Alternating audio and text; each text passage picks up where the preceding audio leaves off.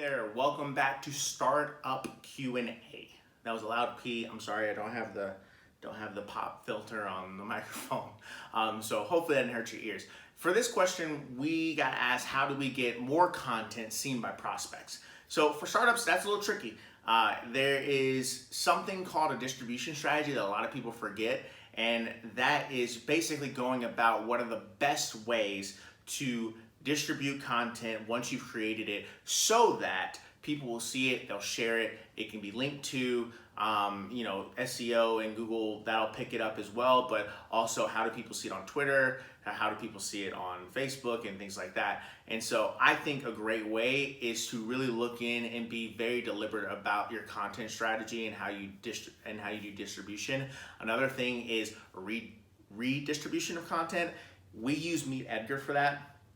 That way, when we put up something, and that was actually a personal thing, I was writing a lot of articles and on the Food for Founders newsletter, and started realizing, wait, I think I either written about this before or I have a lot of stuff. And so I was writing things and publishing them, and they were gonna move to the bottom. And I thought, there's a tool out there I've heard of before called Meet Edgar. And that's a way so that stuff I wrote in November can get resurfaced today because it's still relevant. I read a lot of evergreen type of content that isn't really for a specific month or day or time of the year. And I think that that's a great way to enhance your content distribution strategy is redistribution. And a lot of people, they miss that part.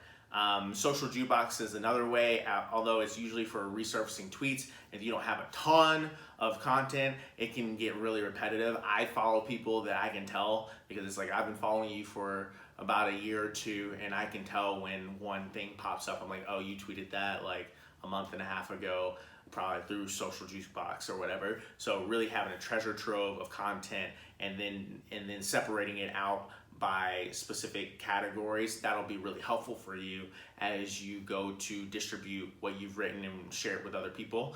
Another way is to reach out to prospects cold. I've done that. I don't like it.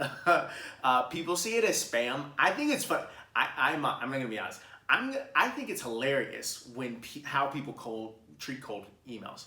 I've tried multiple ways. I've tried reaching out because I think that it's a really helpful way, and I get cold emails all the time, and I just say, hey, I'm either not interested or tell me more, or I just delete them. But I never just report them to spam until they actually violate the spam rules. Like if I tell them, hey, remove me from your list, and they email me again, then it kind of goes, escalates, and then I put them in spam.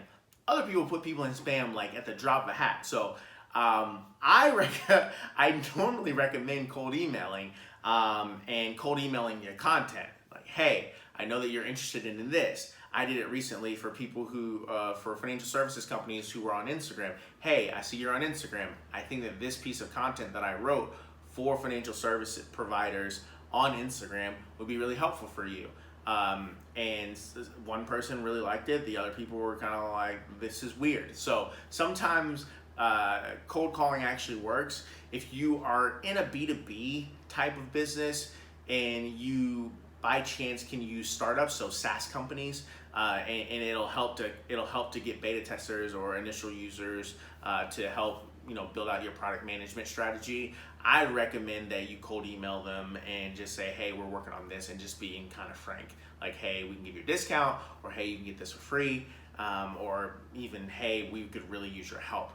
I think that's really, really valuable. For B2C, that's a little bit tougher because you don't actually know the names of your customers. So you can't just like throw it out there and hope people get it.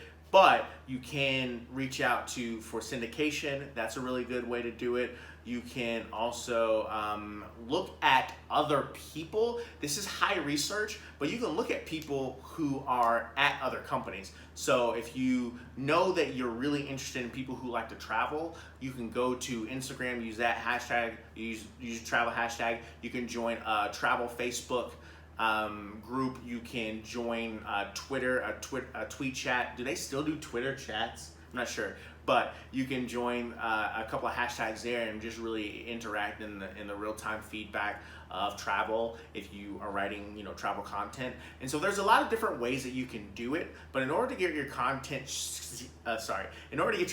seen by prospects, that have never heard of you, especially if you're early, I think it's just a lot of, blocking and tackling, just fighting in the trenches, getting your name out there, and proving that there's value in what you have to do.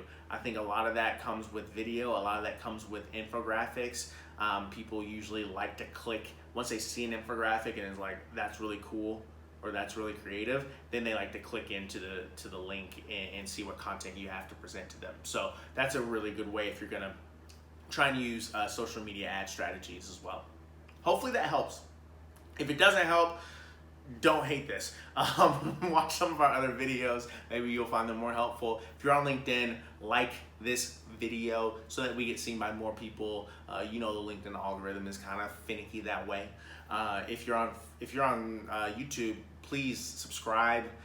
Give us a thumbs up, comment if you have a question, and visit our website. We are currently raising funding for our KnowCap Atlanta Center for Entrepreneurship. So that's really big. If you're interested in that, reach out. We can get you connected and see if we can kind of match up. If you want equity in our big idea, like, this is a great time to do it before it gets too expensive. So thank you so much for your time. Hopefully this all helps.